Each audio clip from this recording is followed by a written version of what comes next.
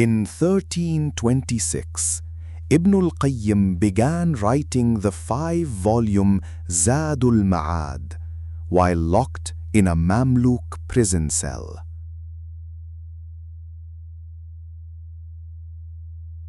The year was 1326.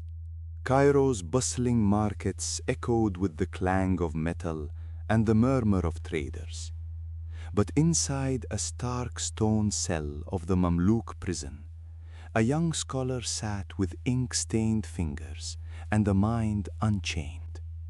He was Ibn al-Qayyim al-Jawziyya, barely 34 years old, yet already a devoted student of the controversial theologian Ibn Taymiyyah.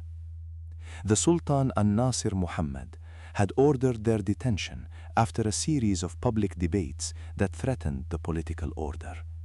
The cell was cold, the light thin, and the future uncertain. Yet rather than succumb to despair, Ibn al-Qayyim turned the confinement into a workshop of thought. What drove a prisoner to write while chains clinked at his ankles? The answer lies in his relationship with Ibn Taymiyyah. When Ibn Taymiyyah was first arrested in 1326, Ibn al-Qayyim chose to share his fate, refusing to abandon his teacher. Historical sources note that the two were held together in the same prison complex for several months, during which Ibn Taymiyyah continued to teach and Ibn al-Qayyim transcribed his lessons. This intimate scholarly companionship became the bedrock of Ibn al-Qayyim's own output. The first major reveal. While incarcerated, Ibn al-Qayyim commenced work on Zad al-Ma'ad, a comprehensive guide to Islamic worship, ethics, and eschatology.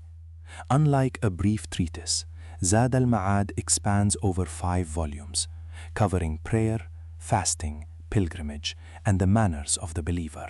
Prison records and biographical notes from Ibn Kathir's Al-Bidaya wal-Nihaya confirm that the manuscript was begun in the prison and completed shortly after his release in 1329.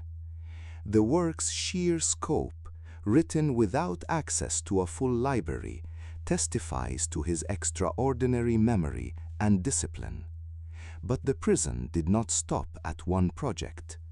Ibn al-Qayyim also produced I'lam al-Muwaqqi'in, a manual on legal theory that clarifies the principles behind Islamic jurisprudence. Scholars such as Ibn Rajab al-Hanbali later cited this text as a key reference for understanding the objectives of Sharia. The fact that both works emerged from a single cell underscores how the scholar transformed physical restriction into intellectual expansion. A second turning point arrived with Ibn Taymiyyah's release in 1328.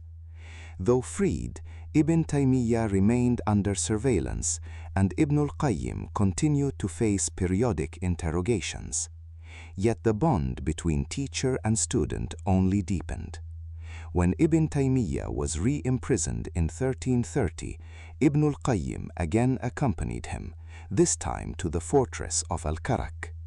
Even there, amid harsher conditions, he persisted in writing, completing sections of his commentary on the Sahih al-Bukhari, known as I'lam al-Muwaqqi'in fi Tadbiri Subul al-Muttaqin. The persistence of his pen under such duress is documented in the biographical dictionaries of the era, which list numerous works dated to the years of his confinement. What sustained him through these trials?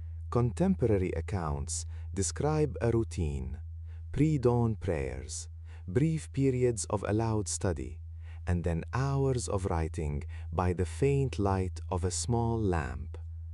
His students, permitted to visit under strict supervision, would bring paper and ink, smuggling out completed pages for circulation.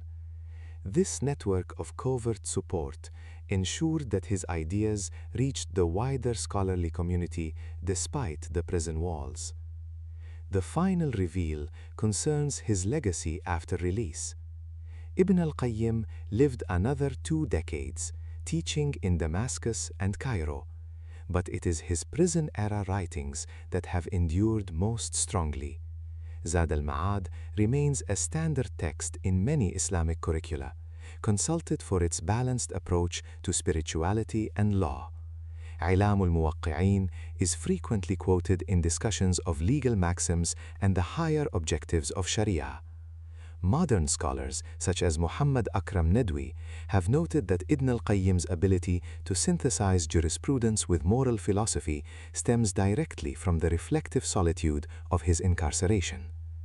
From a cold Mamluk cell to the desks of students across the Muslim world, the journey of Ibn al-Qayyim's ideas invites a simple question: how can adversity become a catalyst for enduring knowledge? The answer, etched in the pages he wrote behind bars, is that when the external world is constrained, the internal world of thought can expand without limit. From that cold cell came a legacy that still guides Muslims, proving that knowledge can flourish even behind bars.